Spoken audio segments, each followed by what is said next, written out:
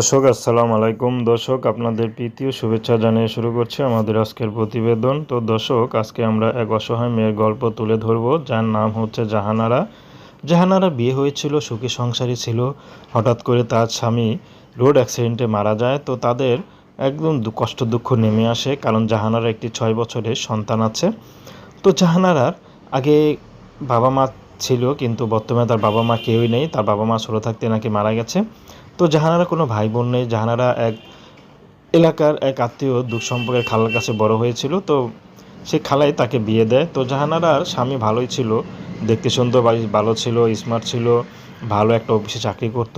কিন্তু তার সুখে শান্তিতে দিনটা কেটেছিল। কিন্তু হঠাৎ করে তার স্বামী যে রোড অ্যাক্সিডেন্টে মারা যাবে কে জানে। আসলে ভাগ্য নির্মম পরিহার, জন্মের পর বাবা মাকে হারালো, এখন স্বামীকে। তো এখন সন্তান নিয়ে জাহানারা কোথায় যাবে? তো জাহানারা এখন ইউটিউবে এসেছে, যদি তার দুঃখ কষ্ট শুনে কেউ তার পাশে থাকে, সেই মানুষটি যেমনই হোক না কেন, হোক বিবাহিত বয়স্ক, তাতে কোনো সমস্যা নেই। জাহানারা বিয়ে শাদী করতে রাজি আছে। তো দর্শক, প্রেম ভালোবাসা সাহায্য সহযোগিতা বিয়ে শাদী করতে একান্ত আপনাদের ব্যক্তিগত ব্যাপার।